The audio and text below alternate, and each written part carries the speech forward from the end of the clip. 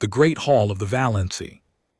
Confederation stood silent. 7 species had built this place together.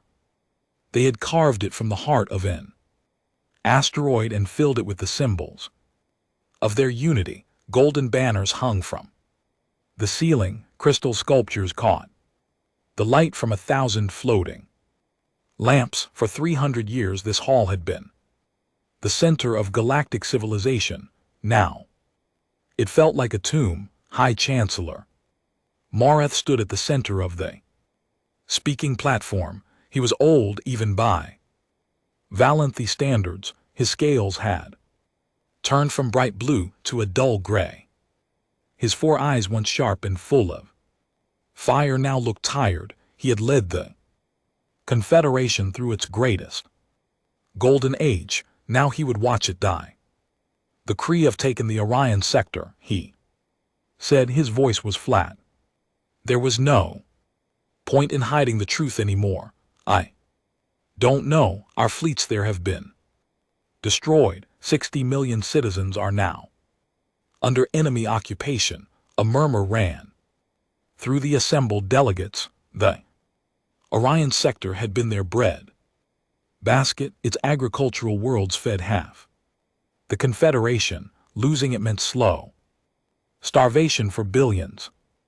What of the relief fleet? Asked Ambassador Keith of the Morandi. She was a tall creature with 4 arms and skin like polished bronze. Her people had been warriors once before they joined the Confederation. Now they were scholars and artists. They had forgotten how to fight. They all had gone. Morath said simply. Supreme Commander Vorax caught them at the Nexus Gate. 300 ships, 40,000 crew, all lost. The hall fell silent again. 300 ships. It had taken them 2 years to build that fleet. More 2 years of stripping resources from every world, of melting down monuments and museums to feed the war factories. And the CFT had destroyed it in a single afternoon. How many ships do we have left? Asked a voice from the back. It belonged to a small creature with gray fur and large black eyes. The Teth were the smallest of the Confederation species. They were also the most practical. Mara did not want to answer. The number was shameful. It was a death sentence, but his people deserved the truth. 412 combat vessels, he said. Perhaps another 100 support ships. That is all. 400 ships against the Creminian. The Dominion had started this war with 3,000 warships. Even after 15 years of fighting, even after all the blood the Confederation had spilled with the enemy, still had over 1,000 vessels ready for battle. The math was simple. The math was death. Then we must surrender, said Ambassador Ven of the Salari. His people were tall and thin, with skin that glowed faintly in the dark. They were philosophers and dreamers. They had never wanted this war. We cannot win. We can only choose how we lose. Surrender gives our people a chance to survive. Survival under Kree rule is not survival. Kath replied, her 4 hands curled into fists. You have seen what they do to conquered people. Slavery, labor camps, mass executions of any who resist. Death is better than that existence. Death is never better than life, Vin said. While we live, there is hope. The dead hope for nothing. The argument continued. It was the same argument they had been having for 5 years, ever since the war turned against them. Surrender or fight. Submit or die. There were no other options. There had never been any other options. Morath let them argue. He knew it did not matter whether they surrendered or fought. The result would be the same. The Kree did not want peace. They wanted conquest. They wanted to rule the galaxy alone. Every species That was not Kree was either a slave or an enemy. That was their way. That had always been their way. The Confederation had tried diplomacy at the start. They had offered trade agreements and territorial concessions. They had offered to share technology and resources. The Kree had responded by burning the diplomatic vessel with all hands aboard. Then they had invaded. 15 years of war, 15 years of watching everything they had built crumble to dust. The Confederation had once ruled 1,000 worlds. Now they held less than 100. Soon they would hold none. There is one option we have not considered, said a quiet voice. The arguing stopped. Everyone turned to look at the speaker. It was a young Volante named Sir. He wore the uniform of a fleet admiral, though his rank was new. All the experienced admirals were dead. Sir had earned his position by being one of the few who survived. We have asked every species in known space for help, Sir continued. Every species except one. Marath felt a cold not form in his stomach. He knew what Sarath was going to say. He had thought about it himself many times. He had always rejected the idea as foolish, desperate, embarrassing. The humans, Cyrus said. The reaction was immediate. Laughter came from several delegates. The others shook their heads in disbelief. A few looked confused as if they had never heard the word before. The humans, Keth said. Her voice was full of scorn. The primitives from the outer rim. You cannot be serious. I'm completely serious, Sir, said they. Have ships, they have weapons, they have soldiers. They are the only species in this region of the galaxy that has not been conquered or allied with the Kree. There is a reason for that, Ven said. They are irrelevant. Their technology is so primitive that the Kree do not consider them worth conquering. Their ships still use kinetic weapons. They have barely mastered shield technology. A single CRT cruiser could destroy their entire fleet. Perhaps, Sarath said, but perhaps not. We know very little about them. They keep to themselves. They do not trade with other species. They do not share their technology. We assume they are weak because they are different from us, but assumption is not knowledge. I have seen their ships, Keth said. I passed through their space once, many years ago. Their vessels are ugly things, dark and heavy, covered in thick plates of metal. They look like they were built by creatures who had never heard of elegant design. Their weapons are tubes that fire metal projectiles like something from a primitive age. They would be useless against modern shields. And yet, Sarah said softly, they have survived. They have been in space for 200 years. Every other young species in this region has been conquered or destroyed. The humans remain. That must mean something. Hall fell quiet again. Mamorath considered Sarah's words. It was true that the humans were a mystery. They had appeared suddenly about 2 centuries ago, exploding out of a small system near the galactic rim. They had colonized a dozen worlds in the first 50 years. Then they had stopped expanding. They had built walls around their space and refused to let anyone in. Traders were turned away. Diplomats were ignored. The humans wanted to be left alone.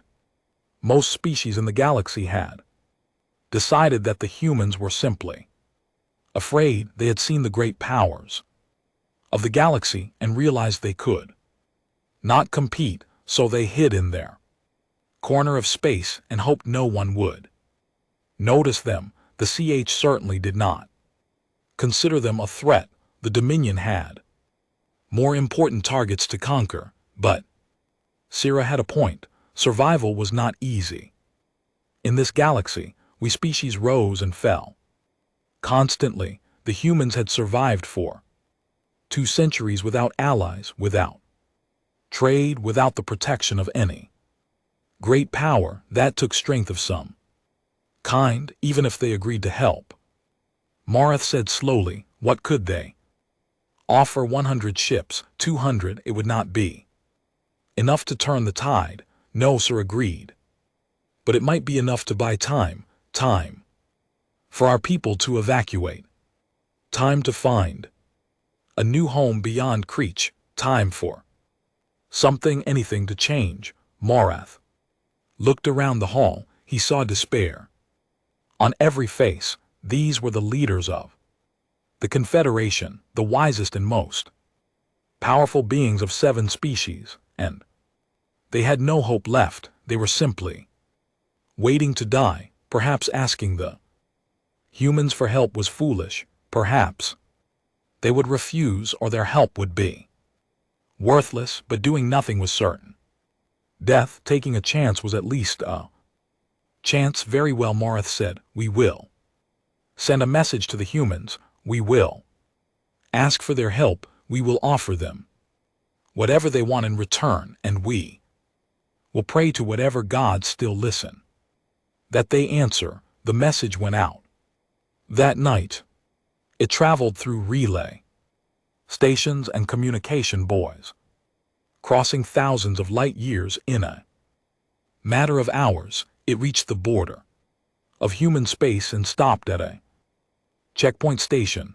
A human officer read the message. He passed it to his commander. The commander passed it to someone else. The message climbed the chain of command, moving from station to ship to colony to the human home world itself. 3 days later, a response arrived. Marath read the message in his private chambers. It was short. Humans, he had learned, it did not waste words. We are coming, the message said. Admiral Vasquez commands fleet strength 200 vessels, arrival 14 standard days. Prepare docking facilities and tactical briefings. We will discuss terms after the battle. 200 ships. Marath did not know whether to laugh or cry. 200 primitive ships against 1,000 Kree warships. It was like throwing stones at a hurricane, but they were coming. Someone was coming to help. After 15 years of fighting alone, someone had finally answered. Marath allowed himself a moment of hope. It was a small, fragile thing, but it was more than he had felt in years. 14 days later, the human fleet arrived. Admiral Elena Vasquez stood on the bridge of the dreadnought Unconquered Sun and watched the Confederation station grow larger on the view screen, and it was a beautiful structure. She had to admit, all curves and flowing lines, like something grown rather than built. The Volante had good architects. The bridge around her was busy but calm. Her crew knew their jobs. They did not need to be told what to do. That was the human way. Train hard, trust your people, and let them work. Receiving docking instructions, her communications officer said, they want us in Bay 7. Bay 7, Vasquez repeated. She looked at the station layout on her tactical display. Bay 7 was the smallest docking area. It was usually reserved for supply ships and maintenance vessels. The Confederation was putting them in the back corner, where they would not be noticed. She was not offended. She understood. The humans were an embarrassment. The great Confederation, with all its technology and wisdom, Ike had been reduced to asking primitives for help. Of course, they wanted to hide that fact. Take us in, she said, and tell the fleet to stay sharp. I want everyone ready for action the moment we finish docking. Yes, Admiral, the unconquered sun moved toward the station. Behind it came the rest of the fleet, 200 ships in perfect formation, destroyers and cruisers and battleships all painted in the same flat black that absorbed sensor readings. They looked nothing like Confederation vessels where Valenthy ships were. Smooth and elegant, human ships were. Angular and brutal, they were covered in thick armor plates, they bristled with weapon turrets, they looked like they had been built for one purpose only. War. Vasquez had served in the fleet for 40 years. She had fought in the colonial wars, and when human colonies had tried to break away from Earth's government, she had commanded ships against pirates and raiders and rebel factions. She had seen more combat than anyone in this region of space, but this was different. This was not a human problem. This was not her fight. The Confederation had ignored humanity for 2 centuries. They had looked down on human technology. They had laughed at human ships. Now they wanted human help. Part of her wanted to refuse. Part of her wanted to turn the fleet around and go home.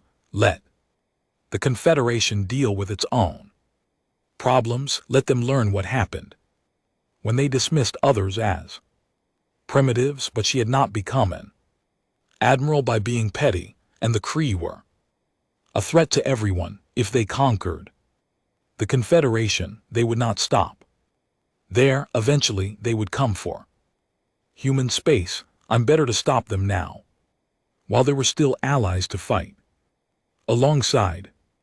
The unconquered sun entered the docking bay, magnetic clamps locked onto the hull, the engines powered down. They had arrived. Admiral, her first officer said, there is a delegation waiting at the airlock. Confederation wants to meet with you immediately. Of course they do, Vasquez said. She straightened her uniform. It was simple and practical. Dark blue with silver trim, no medals or decorations. Human officers did not believe in displaying their achievements. The achievements spoke for themselves. Let them wait 5 minutes, she said, then escort them to the briefing room. I want our tactical team present and get me the latest intelligence on enemy positions. Yes, Admiral. Vasquez left the bridge and walked through the corridors of her ship.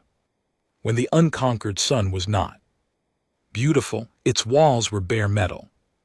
Its floors were grated steel. Everything was functional. Everything was built to survive. She passed crew members as she walked. They nodded to her respectfully, but did not stop working. Human ships did not have time for elaborate protocols. There was always something to do, something to maintain, something to prepare. The briefing room was a simple space with a large table and a holographic display. Vasquez took her seat at the head of the table and waited. A few minutes later the door opened and the Confederation delegation entered. There were 3 of them.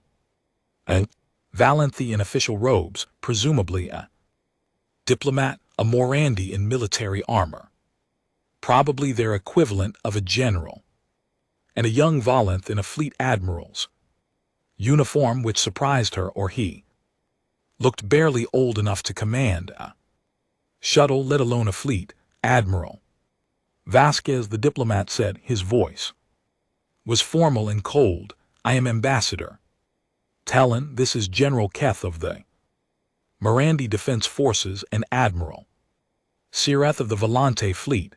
We welcome you to Confederation space. Thank you, Vasquez said. She did not stand. She did not bow. Human officers did not perform such rituals. Sit down. We have a lot to discuss and not much time.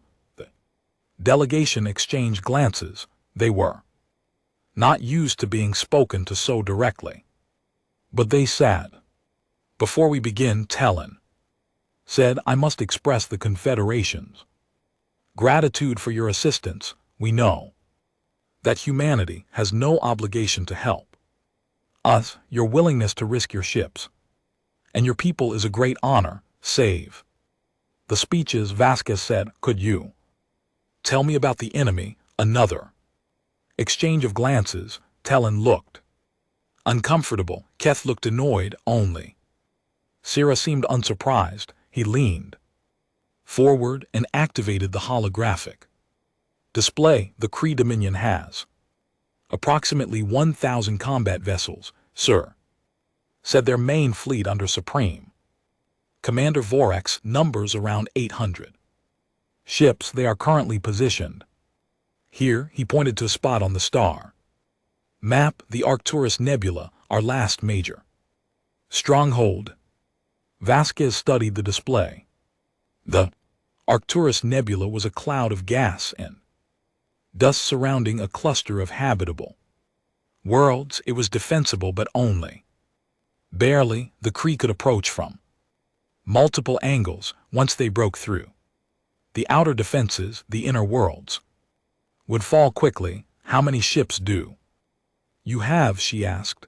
"Hail 412, Sarah said, "plus support vessels." Vasquez did the math in her head. 400 Confederation ships plus 200 human ships against 800 Kree warships. The numbers were bad but not impossible. She had fought worse odds. "What do you know about their tactics?" she asked. "Standard energy weapon doctrine," Keth said. She spoke grudgingly, as if answering questions from a primitive offended her. "Plasma lances and particle beams at range, shield overload at close quarters.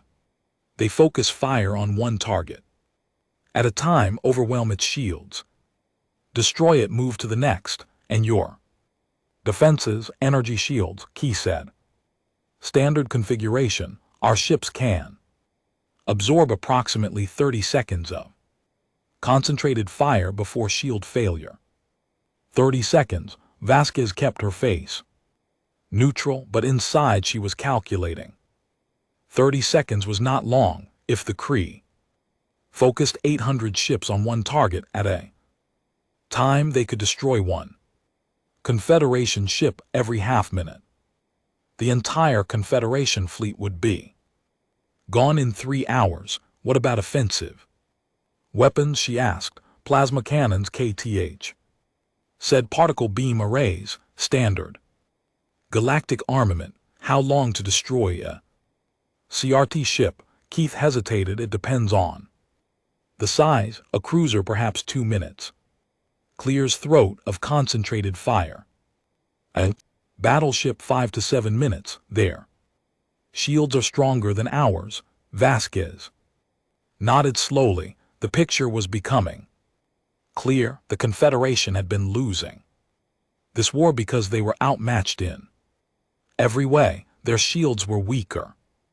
Their weapons were slower. Their ships died faster and killed slower. It was a simple equation summoned, and the answer was defeat. "All right," she said. "Here is what is going to happen. When the battle begins, the human fleet will advance first. We will engage the enemy directly. Your ships will hold back and provide support." "Absolutely not," Keth said. Her forearms crossed over her chest. "You cannot expect us to hide behind you. We are warriors. We will fight. You will die," Vasquez said calmly. "Your shields will fail in 30 seconds. Your weapons cannot kill fast enough. If you engage directly, you will be destroyed. If you hold back and support us, you might survive long enough to matter." "And what about your ships?" Sarah asked. His voice was curious, not hostile. "Your shields are even weaker than ours. Our sensors show that your generators are barely functional. The Kree will destroy you even faster than they would destroy us." Vasquez smiled. It was a thin smile. Without warmth, let me worry about that. She said. The meeting continued for another hour. They discussed fleet positions and communication protocols and emergency procedures. Confederation delegates grew increasingly frustrated with Vasquez's refusal to explain her battle plan. She told them where to position their ships. She told them when to fire and when to hold, but she did not tell them why. Finally, as the meeting was ending, Cyrus asked the question that had been hanging in the air. Admiral, he said, do you truly believe you can win this battle? Your ships are outnumbered 4-1. Your technology is considered primitive by galactic standards. The Kree have never been defeated in open combat. What makes you think this time will be different? Vasquez stood up. She looked at the young admiral for a long moment. There was something in his eyes that she recognized: hope, desperate, fragile. Hope. Admiral Sira, she said, my people have a saying: the strong do what they can, the weak suffer what they must. But humans are neither strong nor weak. We are stubborn. We do not know how to give up. We do not know how to die quietly. We have survived ice ages and plagues and wars that killed billions. We have survived because we refuse to stop fighting. She walked to the door, then turned back. The CF think they know how war works. They are about to learn that they know nothing. Then she left. 3 days later, the Kree fleet arrived. The battle for the Arcturus Nebula was about to begin. Wayne's Supreme Commander Vorak stood on the command deck of the Kree Dreadnought Eternal Dominion and watched his fleet emerge from hyperspace. 800 warships, the largest armada the Dominion had ever assembled, spread across the darkness like a swarm of metal locusts. Each ship was a masterpiece of Kree engineering: smooth hulls that deflected sensor beams, powerful shield generators that could absorb almost any attack, weapon arrays that could melt through enemy armor in seconds. This was the fleet that had conquered half the galaxy. This was the force that had brought the mighty Confederation to its knees, and now it was about to finish the job. Vorax was a large creature, even by CRT standards. His species were tall and broad, with thick gray skin covered in natural armor plates. Their eyes were small and black, or set deep in skulls that could survive impacts that would kill most other beings. They had evolved on a harsh world where only the strongest survived. That philosophy had guided their civilization for 10,000 years. The weak existed to serve the strong. That was the fundamental truth of the universe.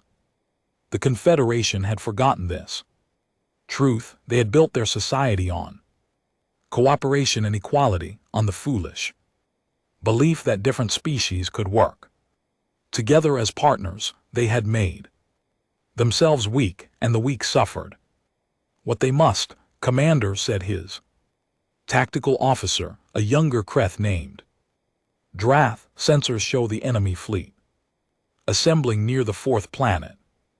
Approximately 400 vessels. Vortex made a sound of contempt deep in his throat.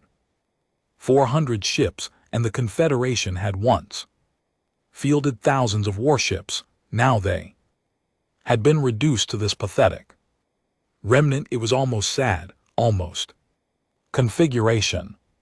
Standard defensive formation, Drath said. They appear to be preparing for a last stand. Of course they were. What else could they do? They had nowhere to run. The Arcturus Nebula was their final refuge. If they lost here, the war was over. The Confederation would cease to exist. Its member species would become slaves of the Dominion, as was proper. Vorax allowed himself a moment of Satisfaction. He had waited 15 years for this day, 15 years of grinding warfare, of slowly crushing the Confederation's resistance. There had been setbacks. Along the way, the Confederation had fought harder than expected, but the outcome had never been in doubt. The strong always triumphed over the weak.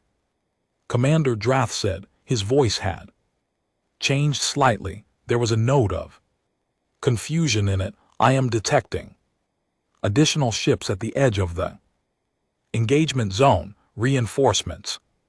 Vorax felt a flicker of annoyance. Had the Confederation found more allies somewhere? It would not matter in the end, but it might delay his victory. I do not believe so, Commander. The ships do not match any known Confederation design. They appear to be Drath pause. Studying his console, they appeared to be human vessels. Vorax turned to look at his tactical officer. Human, yes. Commander, approximately 200 ships. They are positioning themselves at the front of the Confederation formation. Humans. Vorthax searched his memory for information about the species. They were newcomers to the galaxy, having achieved faster than light travel only a few centuries ago. They lived on the outer rim in a small cluster of systems that no one cared about. The Dominion had not bothered to conquer them because they had nothing worth taking. Their technology was primitive. Their military was a joke. They were irrelevant, and yet here they were flying into a battle. That was not their concern. Interesting. Show me their ships, Vorax commanded. The main view screen shifted to display the human fleet. Vorax studied the vessels with professional curiosity. They were ugly things, he decided, where Kree ships were smooth and efficient. Human ships were angular and crude. They looked like they had been hammered together by creatures who had never heard of proper design principles, and their hulls were covered in thick plates of some dark material. Their weapon turrets looked like simple tubes, probably kinetic cannons of some kind. Analysis, he asked. Drath worked at his console for a moment. Their ships have shield generators, but they are extremely weak. Our weapons could overwhelm them in seconds. Their armor appears to be standard metallic composite, nothing special. Their weapons are kinetic projectile systems. As expected, primitive but functional. What is their purpose here? Unknown.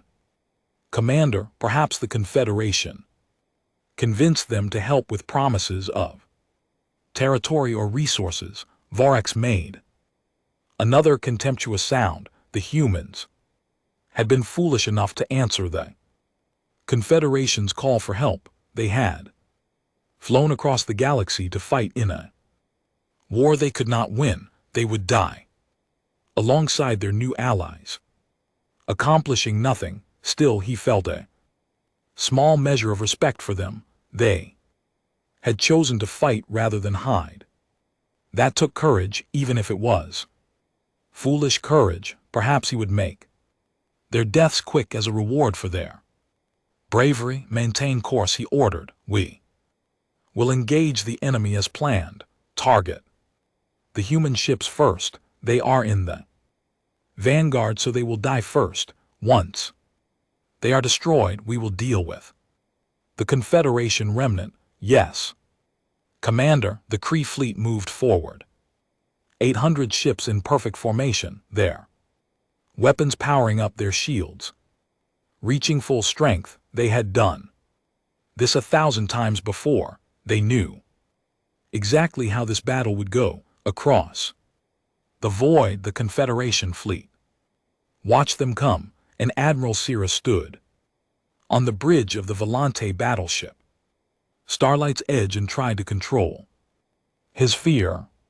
He had commanded ships in Combat before, but never anything like this. The enemy fleet was twice the size of their combined forces. The Kree had better weapons, better shields, better everything. By every calculation, this battle was already lost, and yet Admiral Vasquez had ordered the human fleet to advance. Sir watched the human ships on his tactical display. They were moving forward away from the Confederation formation, heading directly toward the approaching Kree armada. It was suicide. It had to be suicide. No sane commander would throw their ships into the teeth of a superior enemy force. What are they doing?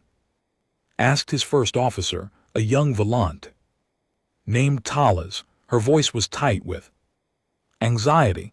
They will be destroyed in the first exchange. I do not know, Sir admitted. But Admiral Vasquez seemed confident. Perhaps they know something we do not. What could they possibly know? Their ships are inferior to ours, and our ships are inferior to the Kree. There is no secret weapon that can change those facts. Sarah had no answer.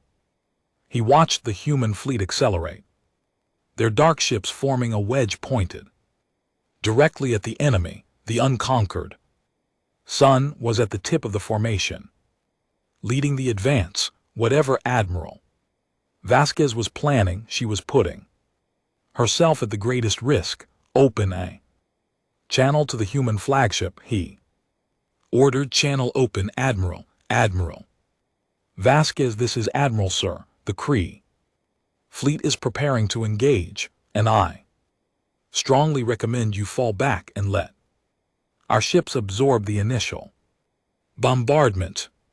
Your vessels cannot withstand concentrated fire from their weapons. There was a pause. Then Vasquez's voice came through the speaker. She sounded calm, almost relaxed. Thank you for your concern, Admiral, but we have a plan. Just stay in position and be ready to support us when the shooting starts. What plan? You have not told us anything about your tactical approach. How can we support you if we do not know what you intend to do? Another pause. Admiral Sireth, do you trust me? The question surprised him. Trust? He did not know this human. He had met her once briefly. She had been cold and dismissive, refusing to explain her strategy, treating the Confederation delegation like children who needed to be told what to do without understanding why. But she had come when no one else in the galaxy would help. The humans had answered the call. That had to mean something. I trust you, Admiral, sir, though he was not entirely sure it was true. Good, then trust me. Now keep your ships back. Do not engage unless I give the order, and when you see what happens next, do not panic. Everything is going according to plan. The channel closed. Sir stared at his tactical display, watching the human fleet approach the enemy. They would be in weapons range in less than 2 minutes. Admiral Talai said, "What should we do?" Sareth took a deep breath. We follow orders. Hold position. All ships prepare for combat, but do not engage unless directed. Across the Confederation fleet, similar conversations were happening. Officers questioned the plan. The captains worried about the primitive aliens leading their defense. Everyone watched the human ships advance and wondered if they were witnessing courage or madness. On the Kree flagship, Vorax watched the same scene with growing amusement. They are charging directly at us, Drath reported, unable to keep the surprise from his voice. No evasive maneuvers, no attempt to use the nebula for cover. They are flying straight into our guns. Brave but stupid, Vorax said. The Confederation must have promised them something extraordinary to convince them to throw their lives away like This, perhaps they do not understand how powerful our weapons are, perhaps, or perhaps they are simply fools. Vorthax leaned forward in his command chair. All ships prepare to engage. Target the human vessels. Full power to forward. Weapons, oh, when I want them destroyed. In the first volley, the Kree fleet responded instantly. 800 ships adjusted their positions, bringing their primary weapons to bear on the approaching human formation. Plasma lances and particle beam arrays powered up, their energy readings climbing to maximum.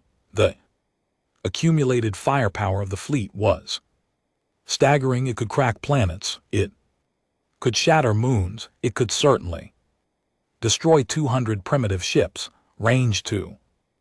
Enemy, Vorax asked. 20,000 kilometers in. Closing, they will be in optimal weapons range in 30 seconds.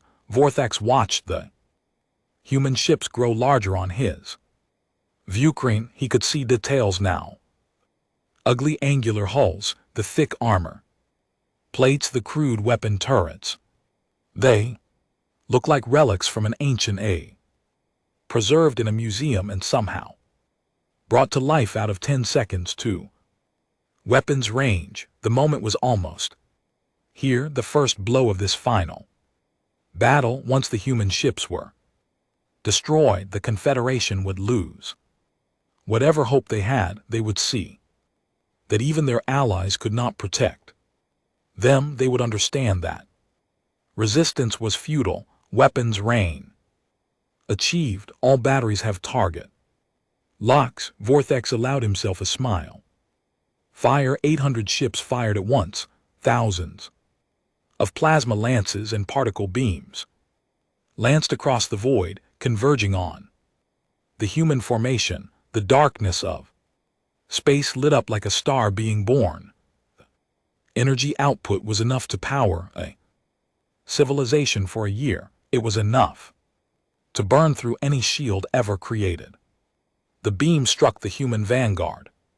Shields flickered and died almost instantly, exactly as expected, and the weak human shields could not handle even a fraction of the incoming fire. They collapsed in less than 3 seconds. Across the Kree fleet, officers cheered. Across the Confederation fleet, hearts sank. The human shields had failed. Now the ships themselves would be destroyed.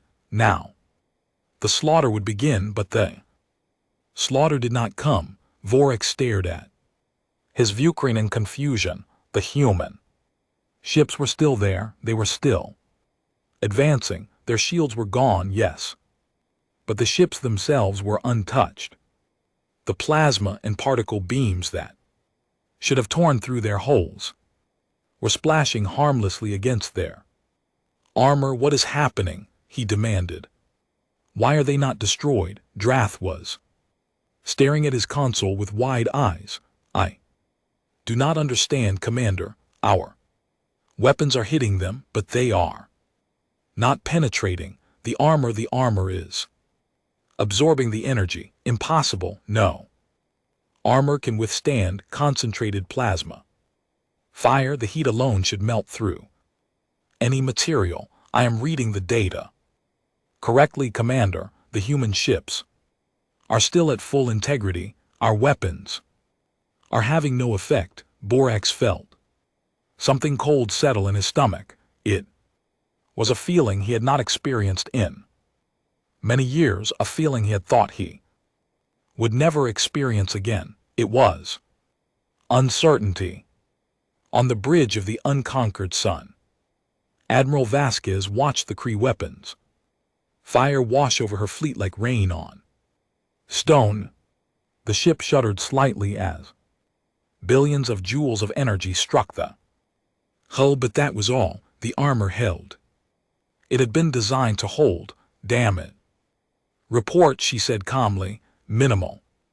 Admiral, her first officer replied. Our hull temperature is elevated, but within acceptable limits. All systems Operational, no casualties, and the rest of the fleet same across all ships. Enemy weapons are ineffective against our armor. Vasquez nodded. She had expected this, but it was still satisfying to see the theory proven in practice. The galaxy had made a mistake. Everyone had made a mistake. They had assumed that energy weapons and energy shields were the only way to fight. For thousands of years, every space-faring species had followed the same path. Develop shields to block energy weapons. Develop weapons to overwhelm shields. It was an endless cycle with each side trying to outpower the other. Humanity had looked at that cycle and decided it was stupid. Shields were elegant, yes. They could block almost any attack if they were strong enough, Hanoba, but they required enormous power. They failed catastrophically when overwhelmed. They were a single point of failure that could doom an entire ship. Armor was different. Armor did not require power. It did not fail all at once. It could absorb damage that would have destroyed a shielded vessel. It was heavy and ugly and primitive, but it worked for 2 centuries. Human engineers had worked on armor technology, while the rest of the galaxy ignored them. They had developed alloys that could withstand temperatures that would melt diamond. They had created composite materials that dispersed energy across the entire hull. They had built ships that could fly through the heart of a star and come out the other side. The shield generators on human ships were a joke. Everyone agreed. What no one understood was that human ships did not need shields. The shields were just a disguise, a way to look like everyone else. The real defense was the 10 of advanced armor plating that covered every human vessel. The Kree were firing energy weapons at ships designed to laugh at energy weapons. They might as well have been throwing rocks at a mountain. Admiral, the communications officer said, Admir is requesting an explanation. He wants to know why our ships are still intact. Vasquez smiled. Tell him the explanation is coming. All ships advance to weapons range. Prepare main batteries. The human fleet surged forward. The CFT continued to fire, pouring endless streams of energy into the advancing formation. It did nothing. The human ships kept coming, their dark hulls glowing slightly from the absorbed heat but otherwise untouched. On the Eternal Dominion, Avorax was screaming orders. Increase power to weapons. Target their engines. Find a weak point. We are at maximum power, Commander. Drath replied. His voice was shaking. There is no weak point. Their armor is uniform across the entire hull. Our weapons cannot penetrate. Then ram them. All ships prepare for ramming attacks. Commander, if we ram them, we will destroy ourselves as well as them. I do not care. They cannot be allowed to reach us. But it was too late. The human fleet had reached weapons range. Admiral Vasquez gave the order. All ships open fire. The human fleet responded with a sound that no one in the galaxy had heard in 10,000 years. It was the thunder of kinetic weapons, massive rail guns, each one capable of accelerating a tungsten projectile to a significant fraction of the speed of light.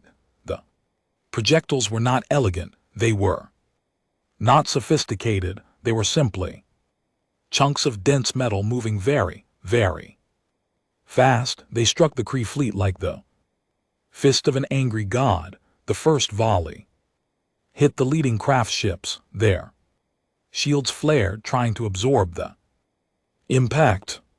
But shields were designed to disperse energy, not stop mass. A plasma Beam could be spread across the shield. Surface, its energy distributed until it was harmless, a tungsten slug moving at relativistic velocity could not be dispersed. It was pure kinetic force and it went straight through the first CRT. Dreadnought took 4 hits in rapid succession. The slugs punched through its shields like they were not there. They tore through the hull, leaving holes the size of buildings. The ship's reactor containment failed. There was a brief flash of light and then the dreadnought was gone, converted to expanding gas and debris. The entire engagement lasted 4 seconds. 4 seconds. From the first human shot to the ship's destruction. A vessel that had taken years to build, that had survived dozens of battles, that was considered nearly invincible by Crest standards, gone in 4 seconds, and the human fleet kept firing. Vortex watched in horror as ship after ship died around him. His fleet, his invincible fleet, was being torn apart. The human weapons were unlike anything he had ever seen. They did not care about shields. They did not care about evasive maneuvers. They simply punched through everything in their path. Fall back, he shouted. All ships fall back. Emergency withdrawal. But the human fleet was not going to let them escape. They pressed forward on their rail guns, cycling continuously. Each shot another death sentence for a Kree vessel, cruisers, destroyers, battleships. They all died the same way. Their shields useless, their armor insufficient, their crews never even understanding what had killed them. On the Starlight's edge, Admiral Sareth watched the destruction with an expression of pure disbelief. By the stars, Tellez whispered, they are destroying them. The humans are actually destroying them. Sir could not speak. He had seen many battles. He had watched friends die. He had witnessed atrocities and miracles, but he had never seen anything like this. The Kree fleet, the terror of the galaxy, the unstoppable force that had conquered 1,000 worlds, was being slaughtered, one ship every few seconds, each death marked by a brief flash of light. And the human weapons were not beautiful. They were not elegant. They were brutally, horrifically effective. Admiral Tellez said. Admiral Vasquez is on the channel. Sir forced himself to focus. Put her through. Vasquez's voice came through the speakers. She still sounded calm, as if this was just another day at work. Admiral Sira, the enemy is breaking. We are pursuing. If your ships would like to join us, now would be a good time. Sir found his voice. Yes, yes, we will join you. All ships advance. Support. The human fleet, the Confederation fleet, moved forward, but there was little for them to do. The battle was already over. The Kree fleet, what remained of it, was in full retreat. Ships that had once struck fear into every species in the galaxy were now fleeing for their lives, chased by primitive humans and ugly ships with crude weapons. On the Eternal Dominion, Vorax screamed in fury and despair. His fleet was dying. His officers were panicking. Everything he had built, everything he had accomplished, was crumbling around him. How? He shouted at no one in particular. How is this possible? They are primitives. Their technology is ancient. How can they be destroying us? No one had an answer. No one could explain how 200 primitive ships were defeating 800 advanced warships. It made no sense. It violated every law of warfare that the Kree had ever known, but it was happening, and there was nothing Borthax could do to stop it. The battle continued for another 2 minutes. In those 2 minutes, the human fleet destroyed 112 Kree vessels.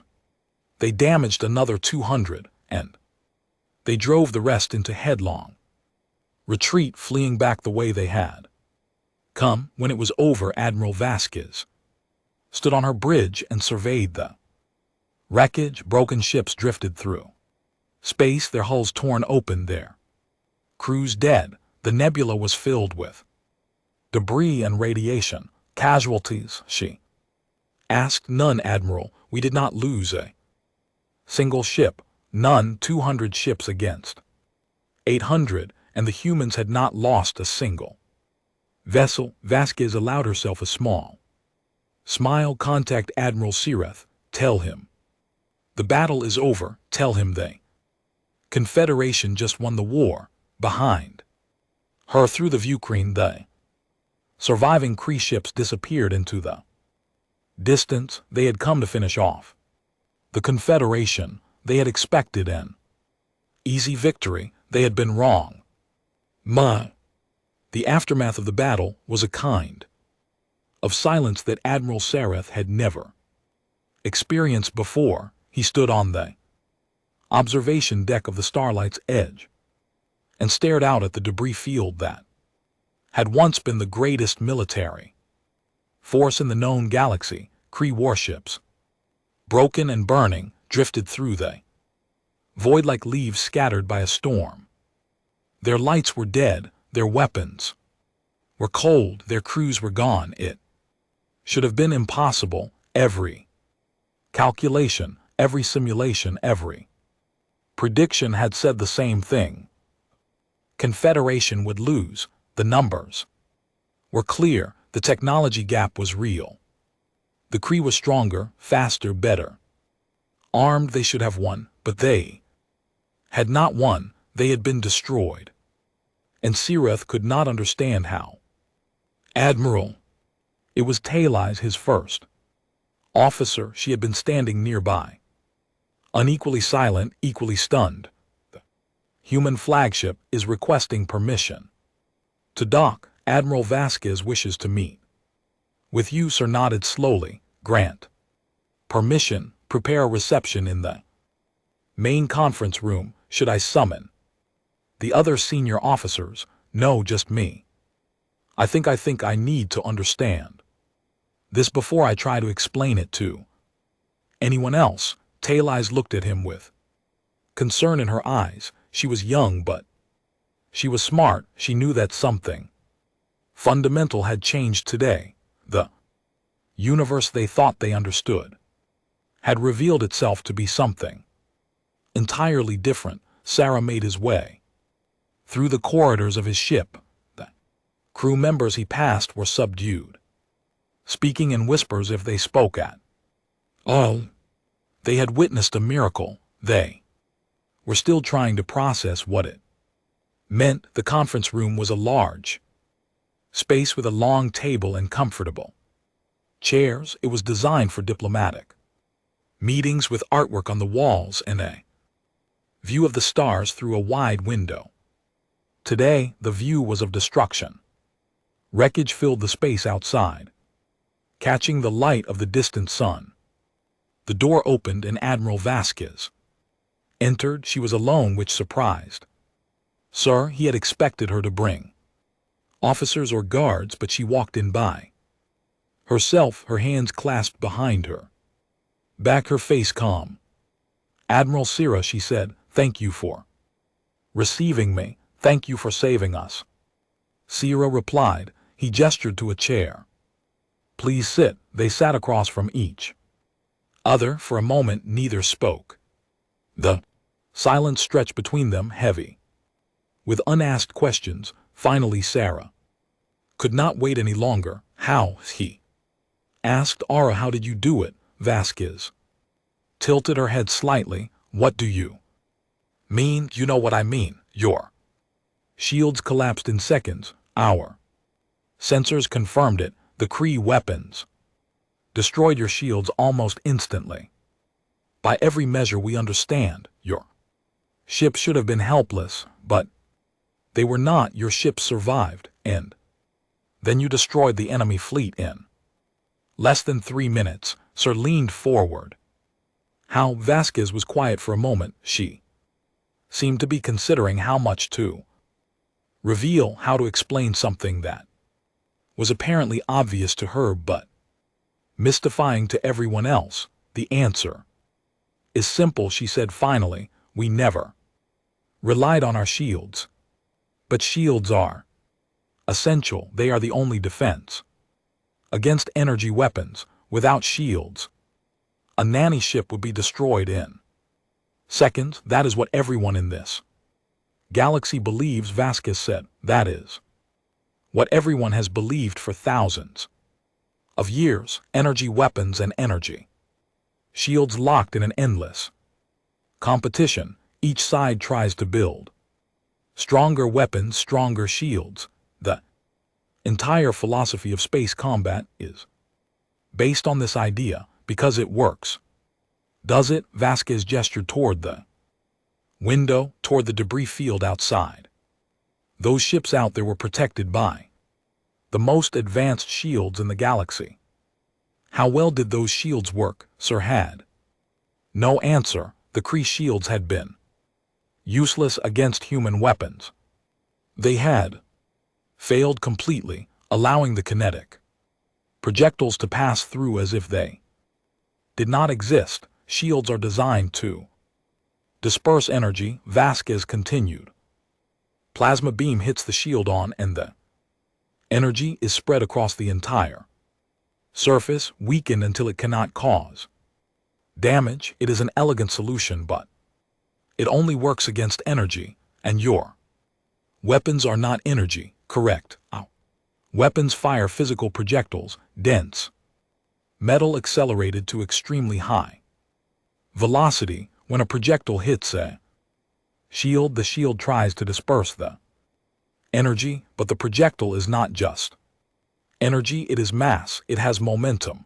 The shield can absorb some of the kinetic energy, but it cannot stop the projectile itself. The metal passes through, carrying enough force to tear through any hole.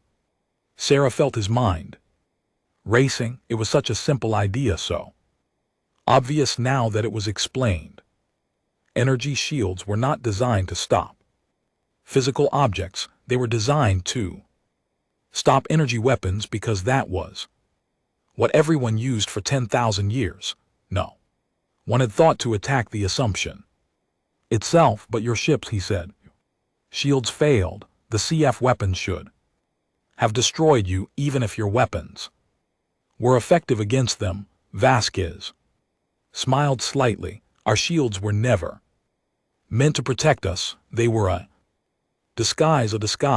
When humanity first encountered other species, we realized that everyone used the same basic technology, energy weapons, energy shields. If we had shown up with our actual defensive systems, we would have been seen as a threat.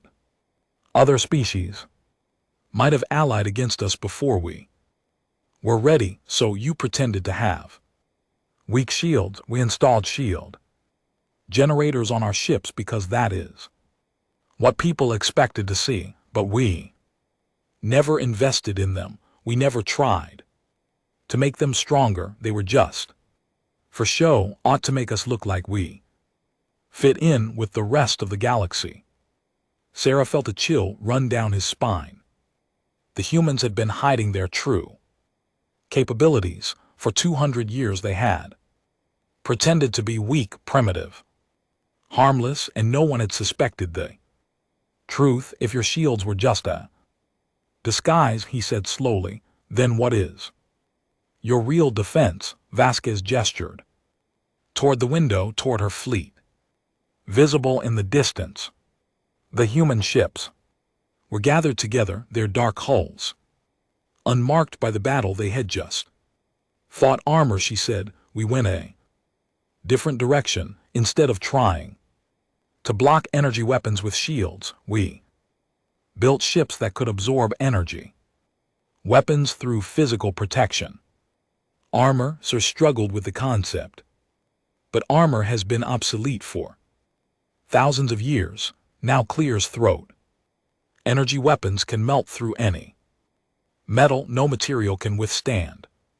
Concentrated plasma fire, no material that anyone else has developed. Vasquez corrected. Human scientists have been working on armor technology for 2 centuries. We developed alloys and composites that do not exist anywhere else in the galaxy, materials that can absorb enormous amounts of heat without failing, materials that disperse energy across the entire hull, preventing any single point from being overwhelmed. She leaned back in her chair. Our ships have 10 of advanced armor plating. Every inch of it is designed to absorb energy. Weapon fire, the seer could have fired at us all day, and they would never have penetrated our holes. 10s are tried to imagine it. Confederation ships had perhaps half a meter of hull plating, just enough to protect against micrometeorites and minor impacts.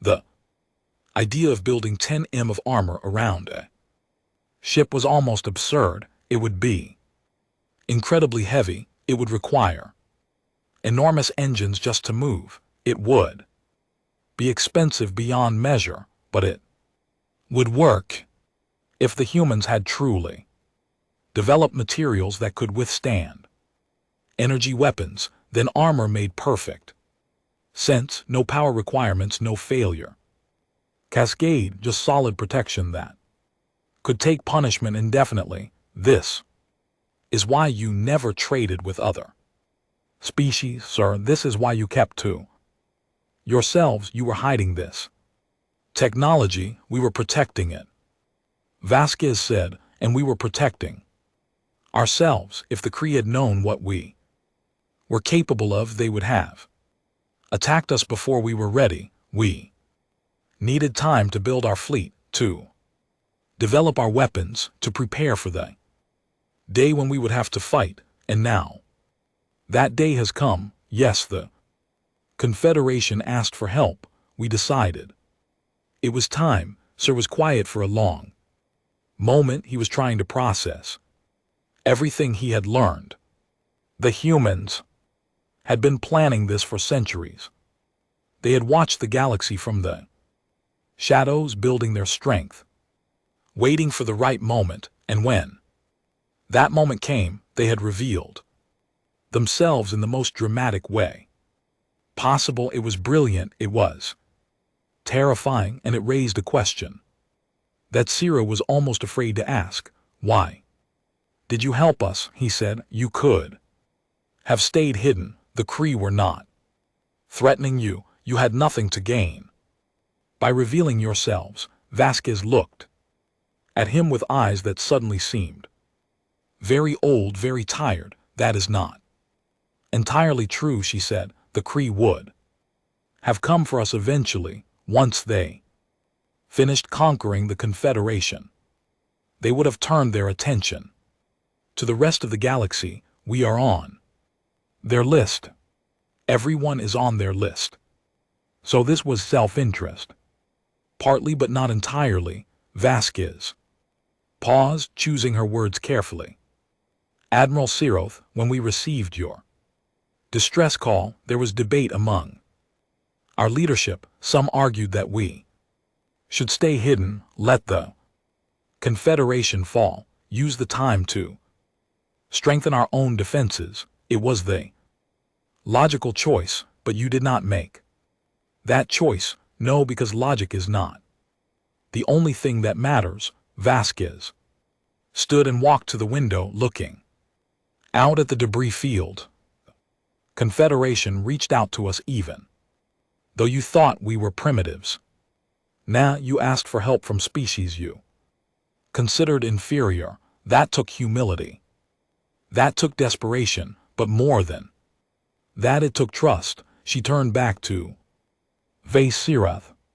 You trusted that we would try to help. You trusted that even primitives might have something to offer that kind of trust is rare in this galaxy. It deserves to be rewarded. Sir felt something shift in his chest. It was hope, he realized, real hope for the first time in years. There was another reason, Vasquez continued. Reason that my people understand better than most. What reason? Survival is not enough. Vasquez's voice was quiet but intense. My species has survived many things, ice ages that lasted 10,000 years, plagues that killed half our population, wars that burned our cities to ash. We survive because we refuse to give up, but survival alone means nothing if there is nothing worth surviving for. She gestured at the stars outside the window. This galaxy is full of species that have forgotten how to hope. They accept that the strong rule and the weak suffer. They believe that might makes right. They have given up on the idea that things could be different. The Confederation tried to be different. Sarah said softly, yes, you tried to build something based on cooperation instead of conquest. You failed, but you tried, and that matters. That matters more than you know. Vasquez returned to her seat. Humanity decided to help the Confederation because we believe in what you were trying to build, a galaxy where species work together, where strength is used to protect, not to dominate, where there is hope for something better. And now we rebuild, Tana, together. Sir felt tears forming in his eyes. He had not cried in decades.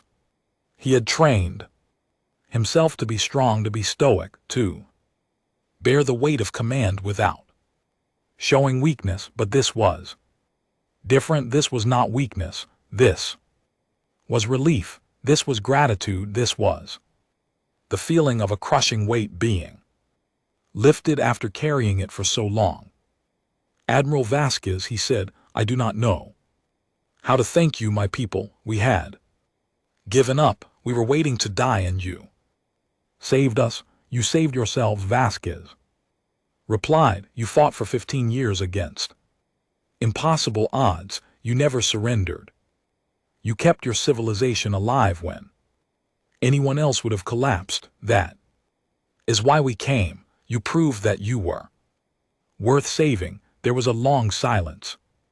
The two admirals sat together, looking out at the stars. And the debris field was slowly dispersing, the remnants of the Kree fleet scattering into the void. It was the end of an era, the beginning of something new. What happens now? Sarah asked finally. The Kree will not accept this defeat. They will rebuild. They will come back. Yes, Vasquez agreed. They will, but they will not find the same galaxy waiting for them. The Confederation will have new technology, new weapons, new allies. Humanity, and anyone else who wants to build a better future. Vasquez smiled.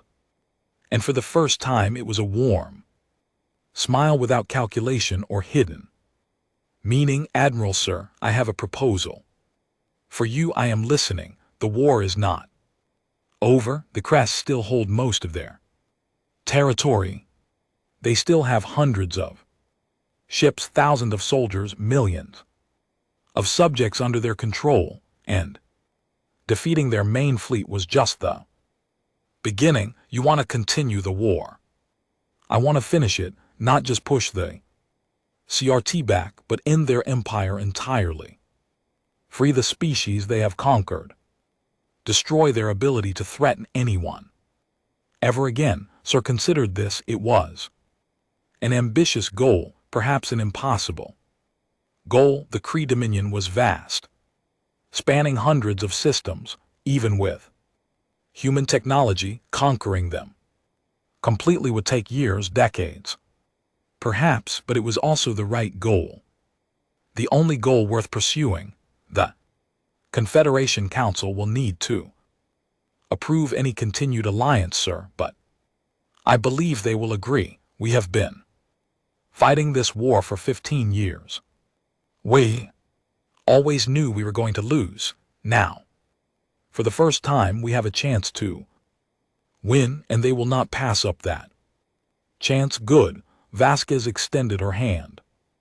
It was a human gesture, sir. New ritual for sealing agreements. He took her hand in his. Her grip was strong and steady. Admiral Vasquez, he said, on behalf of the Valanthe Confederation, I accept your proposal. We will fight together. We will win together, and we will build something better from the ashes of the old order. Welcome to the Alliance. Admiral Sireth. Outside the window, the stars shone cold and bright. Somewhere out there, the surviving Kree were fleeing back to their territory, carrying news of their defeat.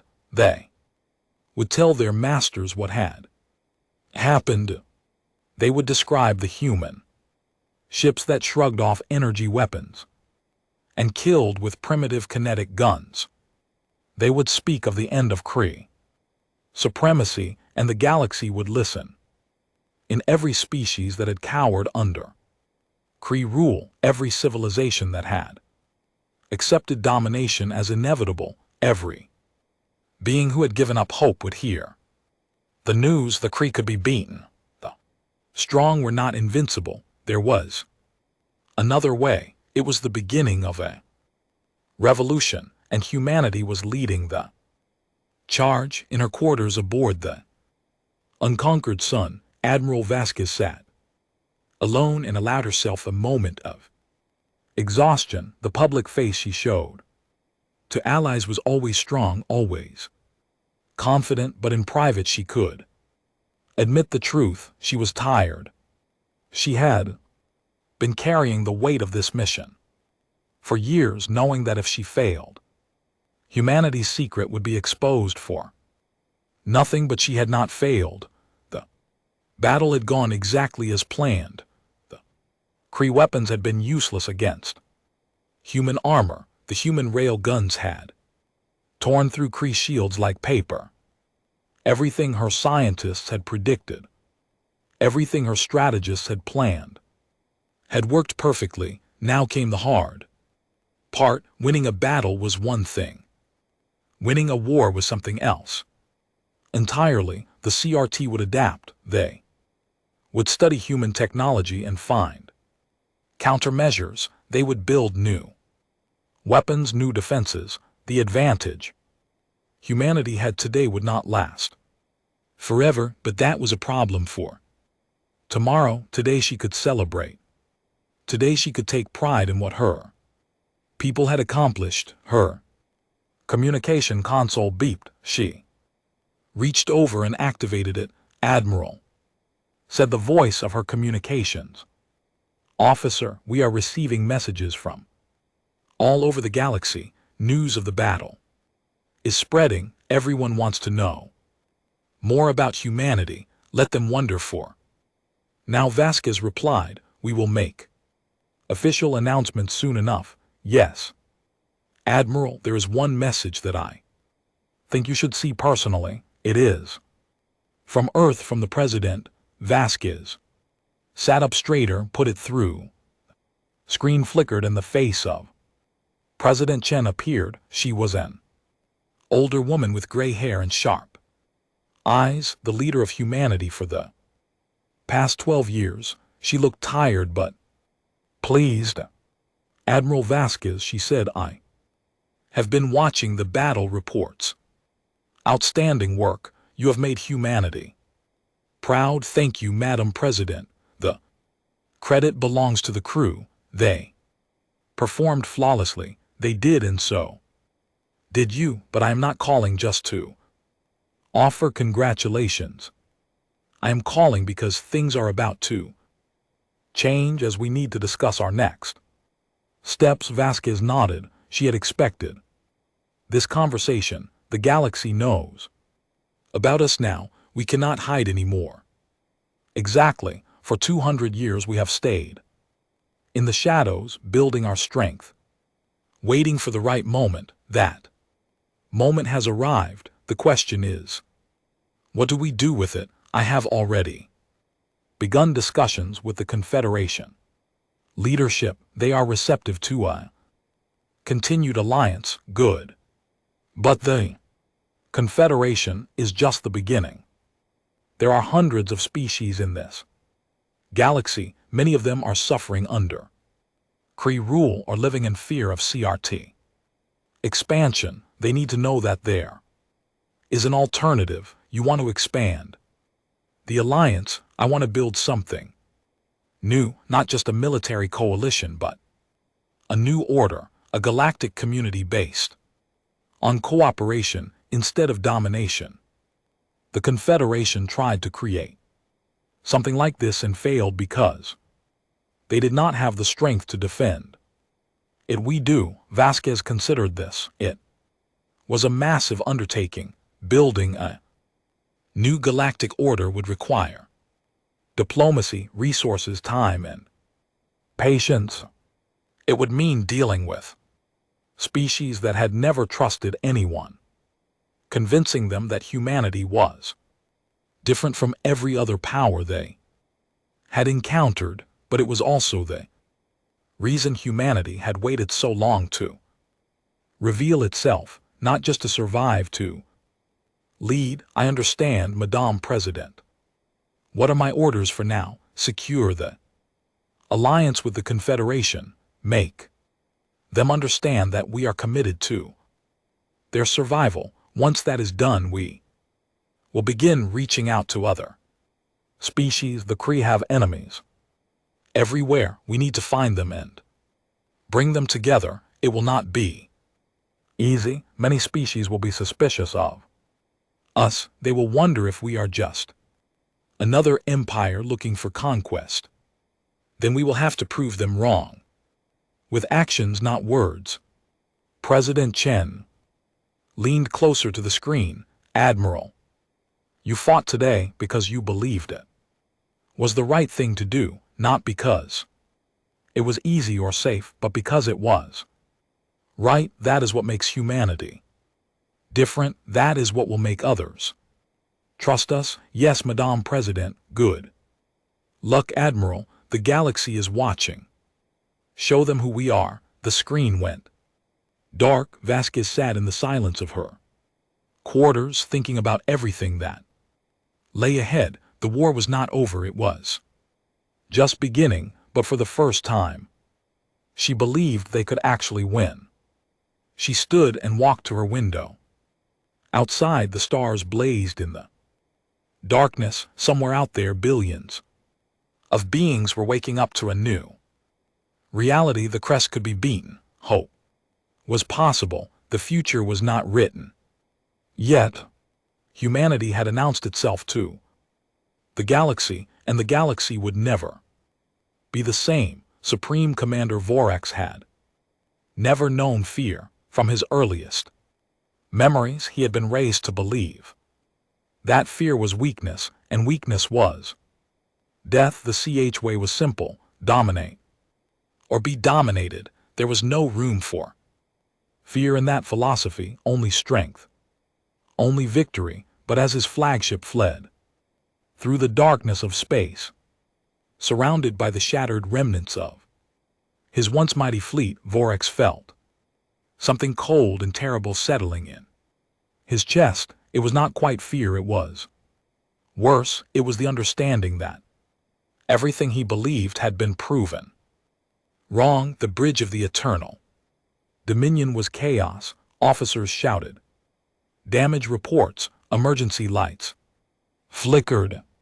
The smell of burning circuits filled the air. Somewhere in the depths of the ship, teams were working frantically to repair the damage from a human projectile that had torn through the outer hull and killed 30 crew members before embedding itself in a storage bay. They had been lucky. If the projectile had hit a few meters to the left, it would have struck the reactor.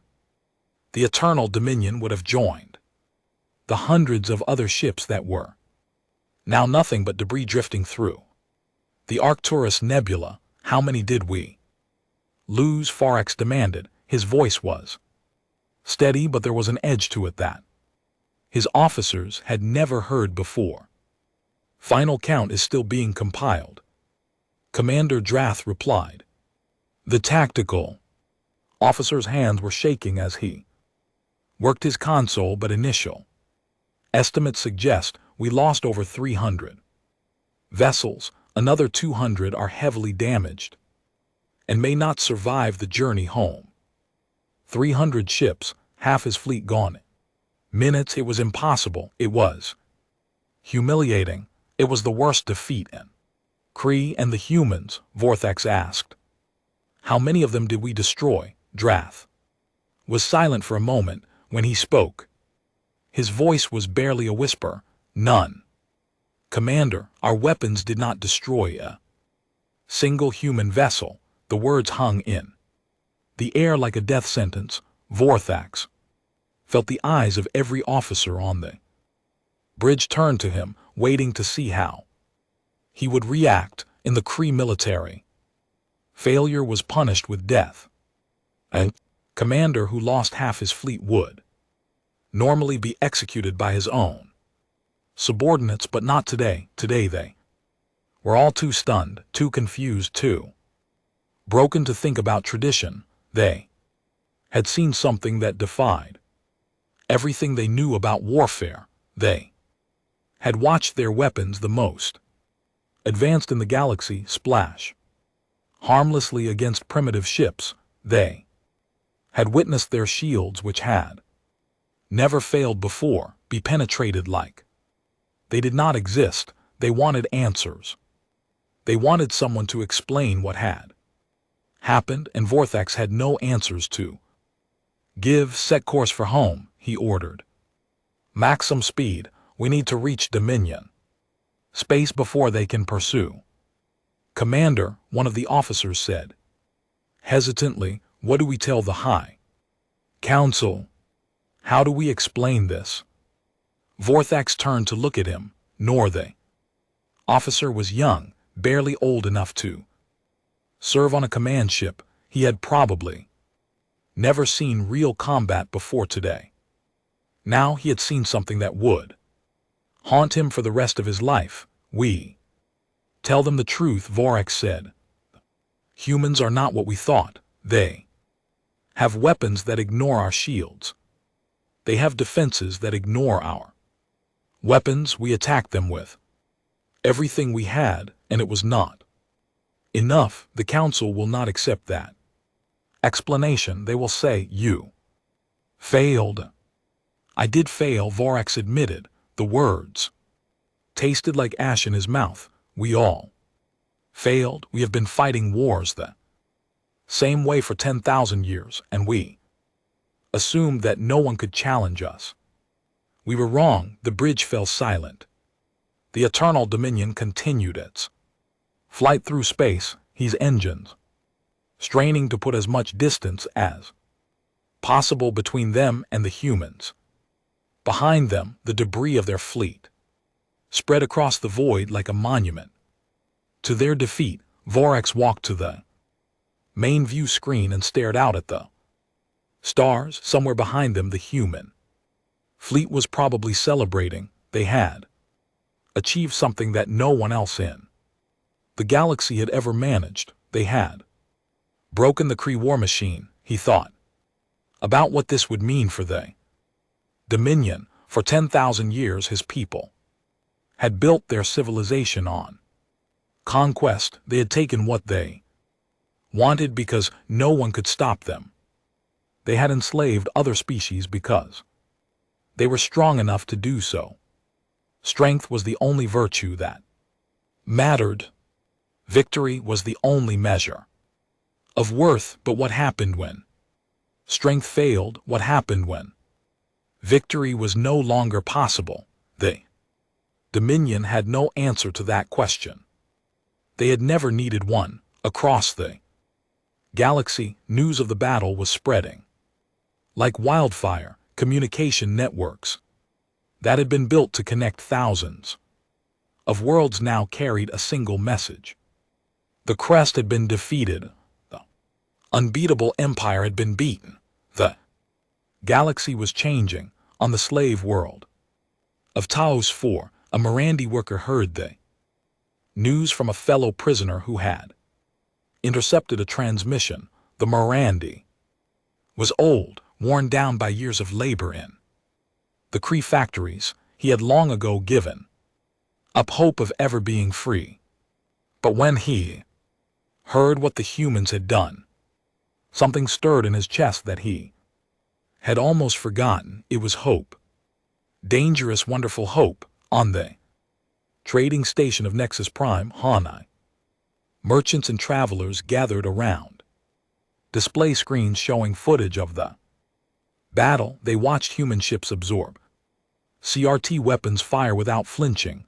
They watched Kree dreadnoughts explode one after another, killed by weapons that no one had seen in 10,000 years. They whispered to each other in amazement and fear. Who were these humans? Where had they come from? What did they want on a hidden asteroid base deep in uncharted space? Group of rebels who had been fighting the Kree for decades gathered to watch the same footage. They had been reduced to hit-and-run attacks, stealing supplies and disrupting communications. They had believed their cause was doomed, that they would eventually be hunted down and destroyed. Now they saw possibility. The CFT could be beaten. The Empire could fall. There was a chance, and on Earth, humanity's home world, a young child watched the news with her parents. She did not understand all of it. She did not know what a rail gun was or why armor was better than shields, but she understood one thing. Her people had done something amazing. They had helped others who needed help.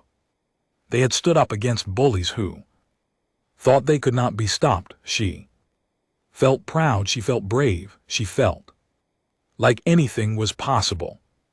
Admiral Vasquez received reports of these reactions over the following days. Her intelligence officers had tapped into communication networks across the galaxy, monitoring how different species were responding to the battle. The picture that emerged was encouraging.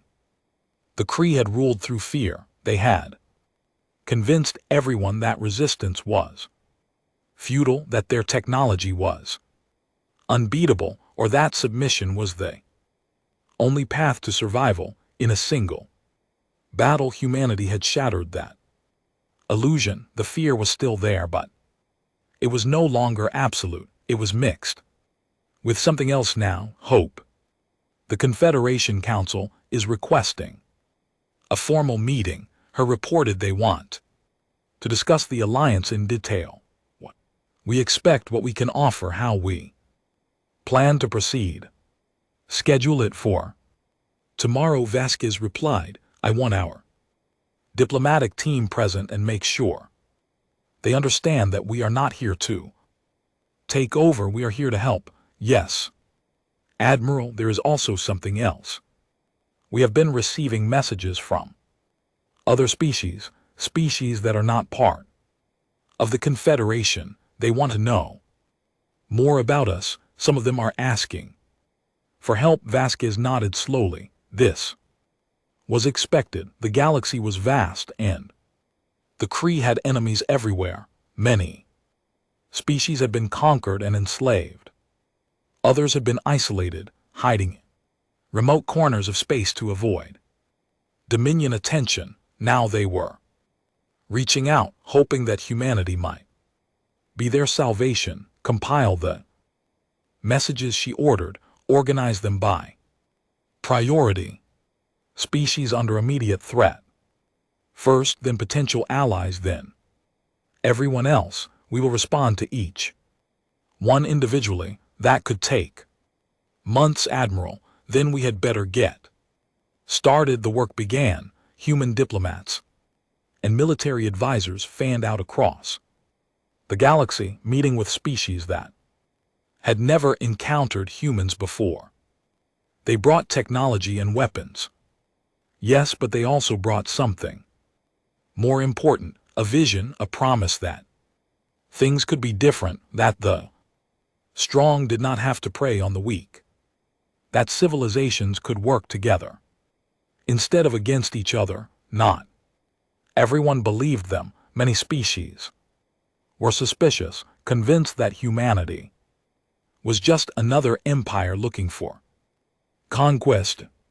They had seen too many powers rise and fall, each one promising peace while preparing for war. Why should humans be any different? Vasquez understood their skepticism. She had expected it. The only way to overcome it was through action. Humanity would have to prove itself day by day, decision by decision. It would take time, it would take patience, but she believed it could be done. Meanwhile, the war continued.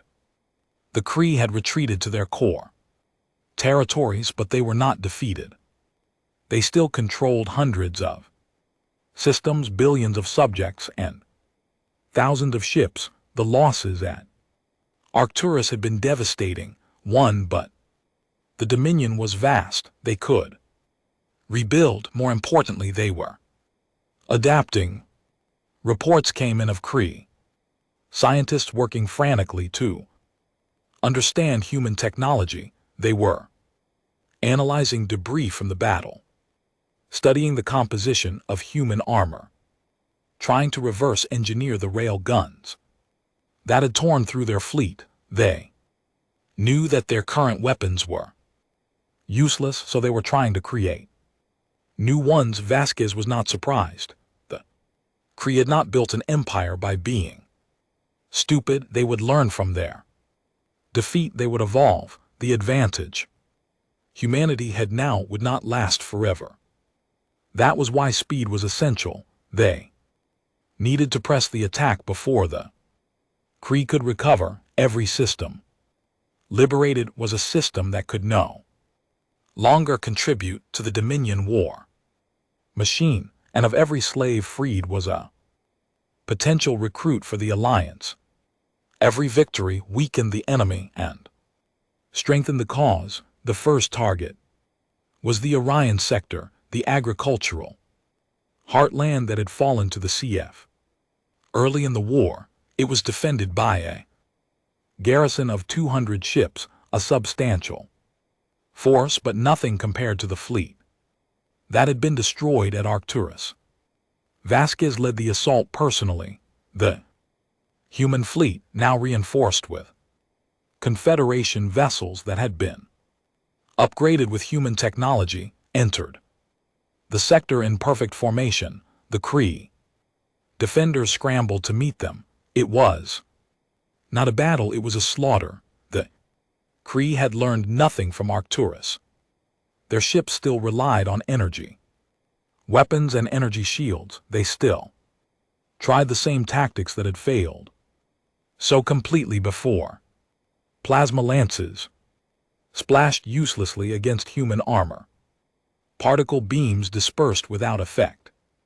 The CF fought bravely, but bravery was not enough. Human rail guns tore through the garrison in minutes. Ship after ship exploded, their shields useless, their holes shredded by kinetic impacts. The Kree commander tried to order a retreat, but there was nowhere to go. The human fleet had surrounded them, cutting off every escape route. When it was over, not a single Kree vessel remained. The Orion sector was liberated. The pattern repeated across the galaxy. Human fleets, supported by growing numbers of allied ships, struck at Kree holdings wherever they could be found. Some battles were easy against isolated garrisons that had not yet received word of the new threat. Others were harder against forces that had begun to adapt. The CRT were learning. They developed new weapons, kinetic projectile systems modeled on human technology. They designed new armor attempting to replicate the materials that made human ships so durable. They changed their tactics, focusing on evasion and ambush rather than direct confrontation, but they were always one step behind. Human technology had been developing for 2 centuries, while the rest of the galaxy stagnated. The gap was too large to close quickly. Every innovation the Kree produced was countered by something humanity had developed decades ago. Months passed, then years. The alliance grew as more species joined, drawn by human victories and the promise of freedom. The Confederation, once on the verge of collapse, was stronger than it had ever been. And GT clears throat. And GT, new shipyards produced fleets of hybrid vessels and not combining human weapons with alien designs. New armies marched across occupied worlds, liberating populations that had lived under Kree rule for generations, and through it all Vorax watched from his command post. Deep in Dominion territory, he had survived the Battle of Arcturus. He had survived the political aftermath, the accusations of failure, the demands for his execution. He had convinced the High Council that he was still useful, that his experience fighting the humans made him valuable. They had given him command of the defense forces tasked with holding the line against the unstoppable human advance. It was a hopeless assignment. Every battle ended the same way. Human ships absorbed CRT weapons and returned fire with devastating effect. New Kree weapons were better than the old ones, but they were not good enough. When the new armor helped but not enough, the humans were simply better. Vorax had spent his entire life believing in Kree's superiority. His species was stronger, smarter, more advanced than any other. That was the foundation of everything he knew, and it was wrong. The humans were not superior in any obvious way. Their ships were ugly, their culture was strange. They did not conquer for the joy of domination or the accumulation of power. They fought for ideas, abstract concepts, like freedom and cooperation and hope. And they were winning. Vorax stood at his command console and watched the latest reports scroll across his screen. Another sector fallen, another fleet destroyed, another system liberated. Dominion was shrinking day by day, its territory eaten away by an enemy it could not stop. He thought about the future. In a year, well, maybe 2, the humans would reach the Kree home world. They would bring their unstoppable ships and their strange weapons, and they would demand surrender, and the Dominion would have no choice but to comply, because the alternative was extinction. 10,000 years of conquest, 10,000 years of glory, and it would all end because of one species that refused to accept that it was supposed to lose. Vorthax almost admired them, almost. He pulled up an old recording when he had watched many times since Arcturus. It showed the battle from his ship's sensors, the human fleet advancing, the Kree weapons firing, the shields collapsing, and then the return fire, the kinetic rounds that tore through his ships like they were made of paper. He paused the recording at the moment of the first Kree ship's destruction. 4 seconds from impact to death. 4 seconds was all it took to kill a vessel that had taken years to build. 4 seconds was all it took to prove that everything the Kree believed was a lie. Commander Drath's voice interrupted his thoughts. There is a communication incoming. It is from the human fleet. Vorax felt his heart skip a beat. The humans had never contacted him directly before. All negotiations had gone through the Alliance's diplomatic channels. Put it through the screen, flickered, and a human face appeared. It was an older female with gray hair and tired eyes. Vorex recognized her from intelligence reports. Admiral Vasquez, the architect of his defeat, Supreme Commander Vorex, she said. Her voice was calm, almost gentle. Howie, I hope this message reaches you in good health. What do you want? Vorex asked. He saw no point in pleasantries. I want to offer you a choice. The war is nearly over. Your fleets are destroyed. Your territories are falling one by one. Within a year, perhaps less, we will reach your home world. When that happens, you will have to surrender or die. Then we will die. The Kree do not surrender. I know that is what you believe. I know your culture teaches that submission is worse than death, but I am not asking you to submit. I am asking you to evolve. Forth stared at the screen. Explain. The galaxy is changing, Commander. The old ways are ending, the strong dominating the weak. Conquest and slavery and endless war. It does not have to be that way. There is another path: cooperation, equality. The fantasies of the Confederation, not fantasies, reality. Look at what we have built in just a few years. Species that were enemies are now allies. Worlds that were dying are now thriving. Alliance is stronger than any empire because it is based on mutual respect instead of fear. And what role would the CFT play in this alliance? Servants, laborers. We would never accept such humiliation.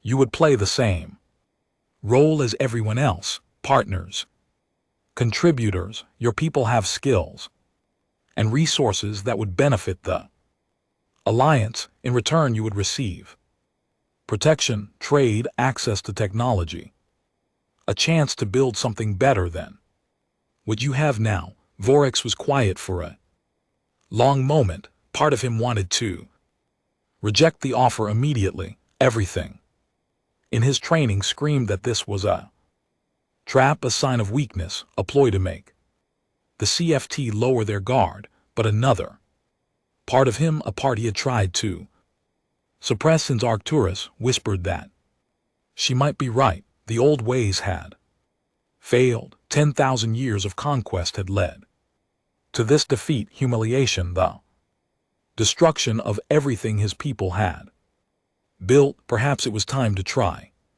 something different. I cannot make this decision alone, he said finally. The High Council would have to approve. I understand. Take this message to them. Tell them that humanity offers peace, not conquest. Tell them that there is a place for the crest in the new galaxy if they choose to take it, and if they refuse. Vasquez's face was unreadable.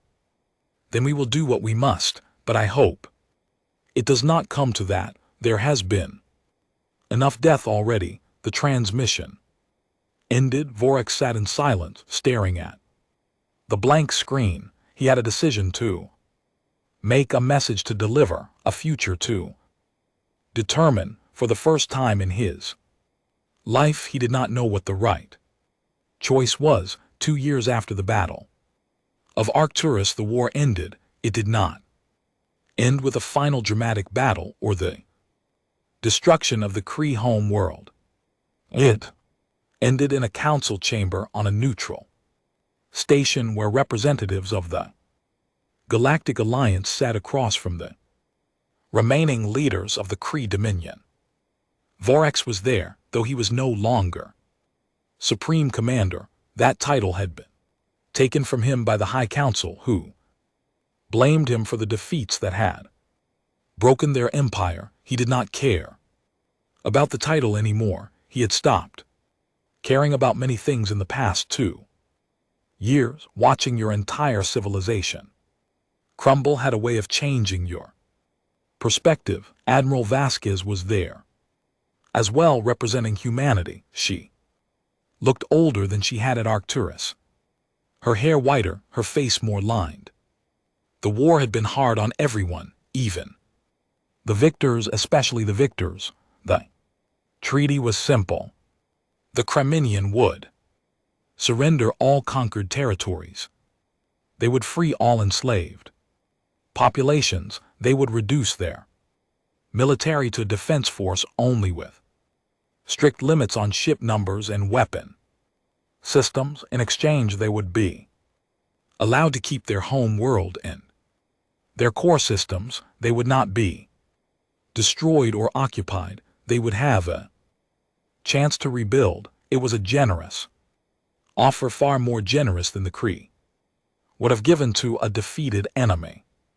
Many in the alliance had argued for harsher terms. The Kree had committed terrible crimes during their centuries of expansion. Millions had died. Entire species had been enslaved or exterminated. Justice demanded punishment, but Vasquez had pushed for mercy, not because she was soft or naive, but because she understood something that her critics did not. Punishment created resentment. Resentment created conflict. If the alliance wanted lasting peace, it needed to offer the Kree a path forward, a reason to change rather than a reason to seek revenge. The Kree High Council had debated for weeks before accepting the terms. Many had wanted to fight to the death, preferring extinction to surrender, but in the end, pragmatism won out. The Dominion was broken. Their fleets were destroyed. Their territories were gone. And GT clears throat. And GT fighting on would accomplish nothing except the death of their species. So they signed the treaty. The war was over. Vasquez did not celebrate, and she was too tired for celebration. She returned to her ship and sat in her quarters, staring out at the stars. 2 years of constant warfare, thousands of battles, millions of lives lost on both sides, and for what? A better galaxy.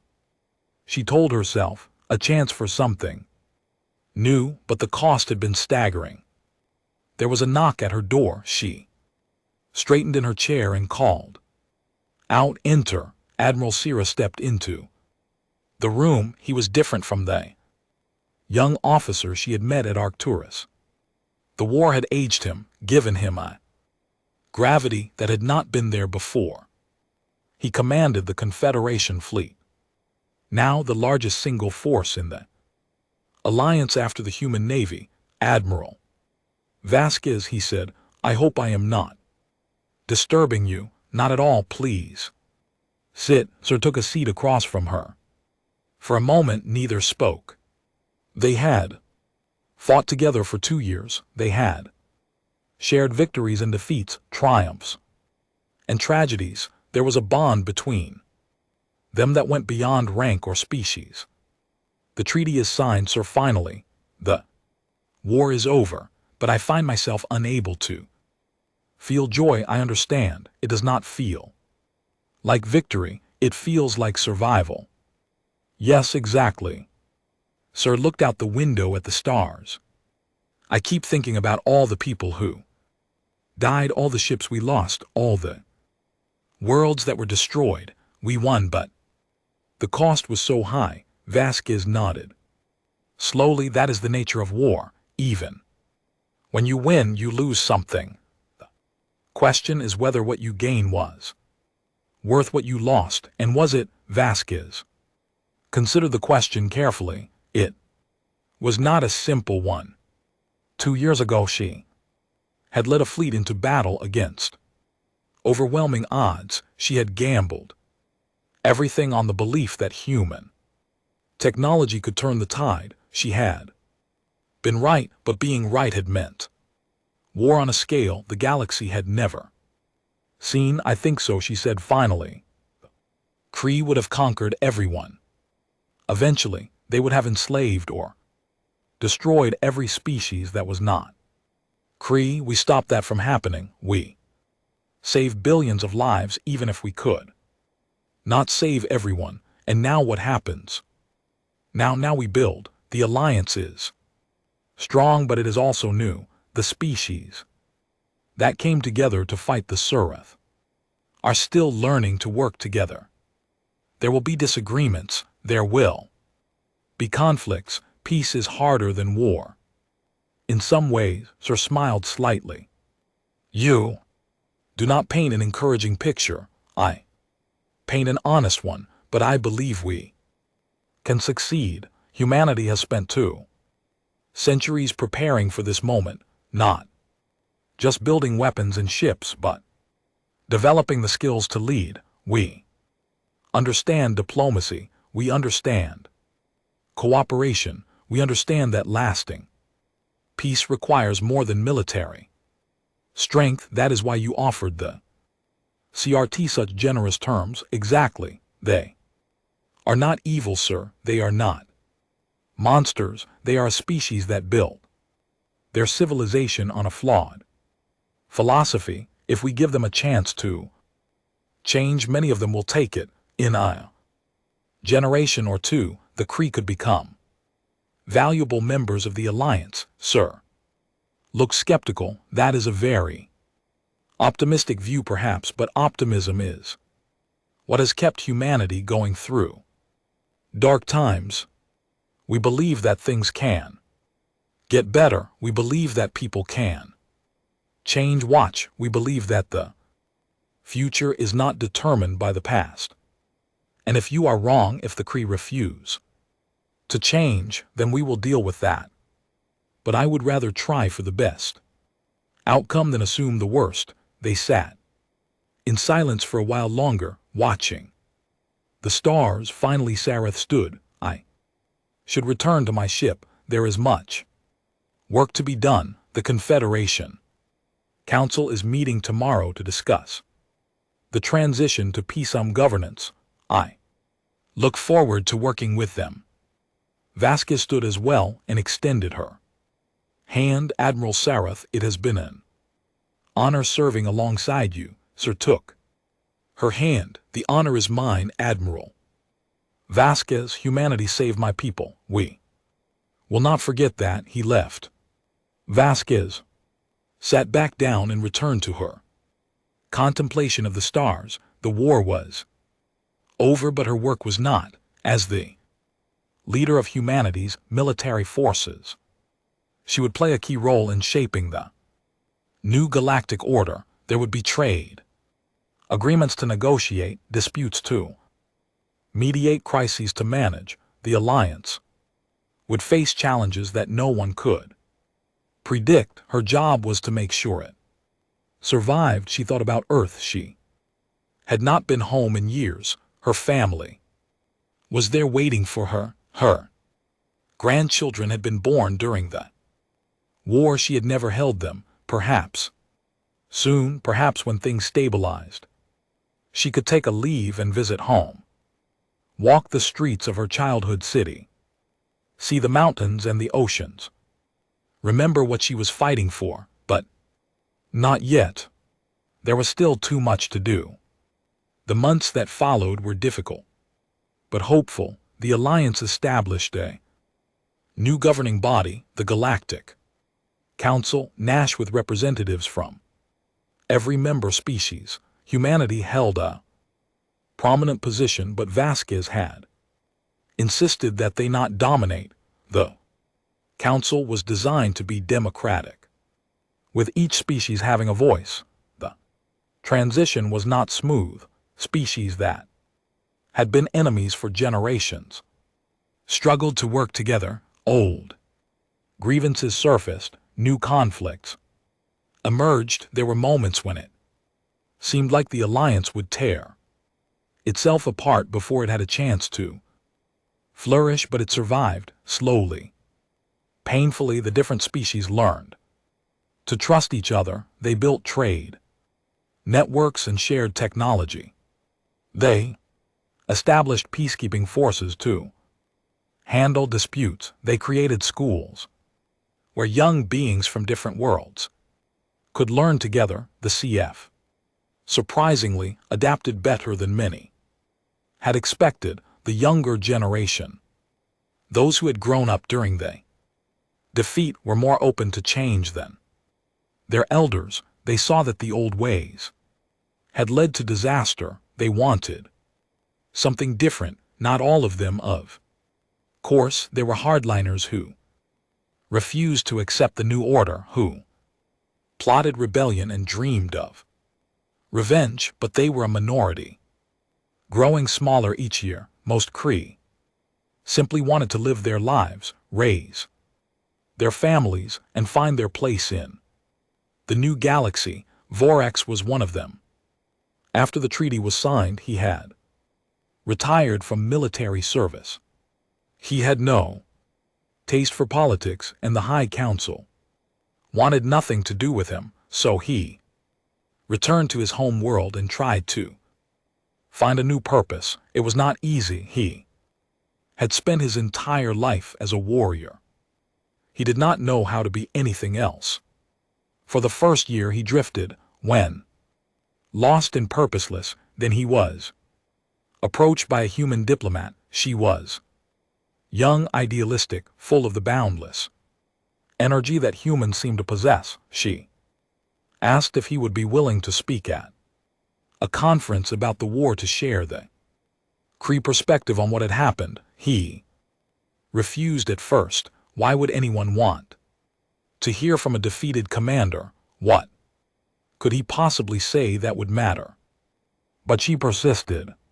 She explained that understanding the enemy's point of view was essential for lasting peace, that former opponents could become teachers, helping others avoid the mistakes of the past, that his experience was valuable, not shameful. Eventually he agreed. He stood before an audience of hundreds, species from across the galaxy, and told them about the war, not the battles and the strategies, but the beliefs that had driven the Cree to conquer, the philosophy that had made them see other species as inferior, the blindness that had led to their downfall. He spoke about what it was like to watch everything you believed in collapse, to realize that your entire civilization had been built on a lie, to face the choice between clinging to the past and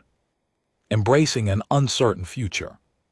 When he finished, there was silence. Then slowly, applause. Beings who had lost friends and family to the Cree war machine were applauding a Cree commander. It was strange. It was surreal. It was perhaps the beginning of something new. After the conference, the young human diplomat found him again. She thanked him for speaking. She said that his words had meant something to people who were struggling to forgive. Vorax asked her why humanity had been so generous to its enemies, why they had offered peace instead of revenge, why they were trying so hard to build a galaxy that included everyone, even those who had tried to destroy them. She smiled and said one word: stubborn. Vorax did not understand. At first, the human explained her species had survived by refusing to give up, by clinging to hope when all seemed lost, by believing that things could get better no matter how dark they seemed.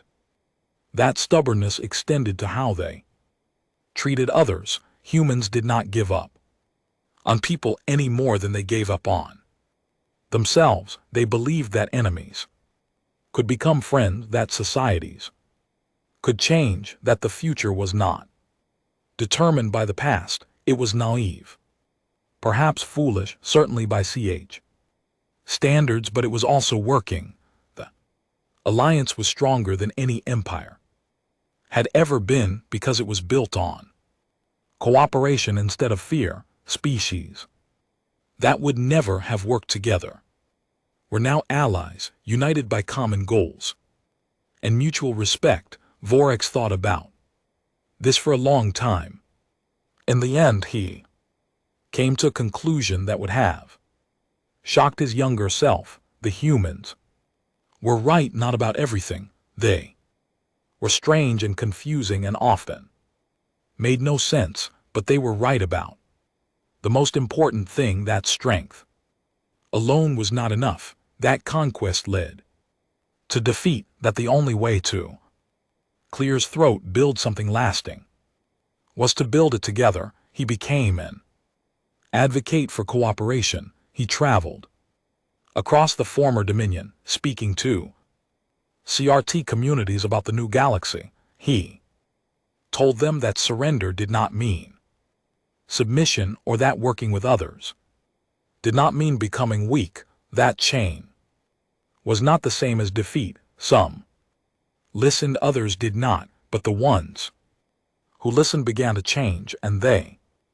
in turn, changed others. Slowly, year by year, the Kree became part of the Alliance instead of just subjects of it. 20 years after the Battle of Arcturus, the galaxy was almost unrecognizable. Species that had been at war for centuries now traded freely. Worlds that had been devastated by conflict had been rebuilt. Children of former enemies played together, learning each other's languages, sharing each other's cultures. Admiral Vasquez, now long retired, returned to the stars one final time. She had been asked to give a speech at the 20th anniversary celebration of the Alliance. It would be held at Arcturus Station, was built on the site of the battle that had changed everything. The station was enormous, testament to what the allied species could accomplish when they worked together. Millions of beings lived there, representing hundreds of worlds. It was a symbol of the new galaxy, a place where differences were celebrated rather than feared. Vasquez stood at the podium and looked out at the crowd. She saw Valanthia and Miranda and Teth. She saw Kree and humans and dozens of species she had never encountered before. She saw the future. 20 years ago she began. Humanity entered the war zone. Our shields collapsed in seconds. The enemy did not last a minute. There was laughter from the crowd. The story had become legendary, retold countless times, embellished and exaggerated until it was as much myth as history. But that is not the real story. Vasquez continued. The real story is not about shields or weapons or technology. The real story is about what happened next. She paused, looking out at the faces before her. After the battle, we had a choice. We could have used our power to conquer, just as the CFT had done. We could have built an empire on the ashes of the old order. We would have been strong, we would have been feared, and we would have failed just as every empire before us failed. Instead, we chose a different path. We chose to share our strength instead of hoarding it. We chose to lift up our allies instead of standing on their backs. We chose to believe that a galaxy united was stronger than a galaxy divided. It was not easy. There were moments when it seemed impossible. There were times when we wanted to give up, to retreat to our borders and let the rest of you sort out your own problems, but we did not give up. We are human. We are stubborn. More laughter. The word had become famous, shorthand for everything that made humanity different. 20 years later, look at what we have built. Not an empire, but a community. Not subjects, but partners. This station, this celebration, all of you standing here together, this is what humanity was working toward all along. Not conquest, not domination, connection. Vasquez felt tears forming in her eyes. She was old now, older than she had ever expected to be, but she was proud of what her people had accomplished, proud of the galaxy they had helped create. I will not live to see what this alliance becomes in 100 years or 1,000, but I believe it will endure. I believe it will grow. I believe that the beings of this galaxy will continue to find ways to work together to overcome their differences to build something greater than any one species could achieve alone. That is humanity's gift to the galaxy, not our weapons or our armor, our belief that tomorrow can be better than today, our refusal to accept that conflict is inevitable, our stubborn, foolish, wonderful hope. She stepped back from the podium. The crowd erupted in applause, beings of every species cheering together. Vasquez smiled and waved, then turned and walked slowly off the stage. Sir was waiting for her in the wings. He was old too. His scales faded, his movement slow, but his eyes were still sharp, still full of the intelligence that had served him so well. That was a good speech, he said. It was true, Vasquez replied. Well, that is all that matters. They walked together toward the observation deck, where they could look out at the stars. The galaxy stretched before them, vast and mysterious and full of possibility. Do you remember what you said to me after the battle? Sir asked. When I asked what made humanity different. Vasquez thought back. It seemed like a lifetime ago. I said we were stubborn. Yes, I did not understand at the time. I thought it was a joke or perhaps mistranslation. And now, Sir was quiet for a moment. Now I understand stubbornness is not just refusing to give up, it is refusing to accept that the world cannot change. It is continuing to push forward even when everyone says it is impossible. It is believing in the future even when the present is dark. That is a good definition. It is what saved us. What saved all of us. Sir turned to look at her. Thank you, Alina, for everything. Vasquez smiled. In all their years of working together, he had never called her by her first name. It felt right. Somehow, like the end of one story and the beginning of another. Thank you, Cyrus, for trusting us, for giving us a chance to prove ourselves. They stood together watching the stars. Somewhere out there, human ships still patrolled, keeping the peace. Somewhere out there, species that had been enemies were learning to be friends. Somewhere out there, children were growing up in a galaxy that was safer and kinder than the one their parents had known. It was not perfect. It would never be perfect. But it was better, and better was worth fighting for. The galaxy had changed, and humanity had helped make it happen. That was enough. That was more than enough. That was everything.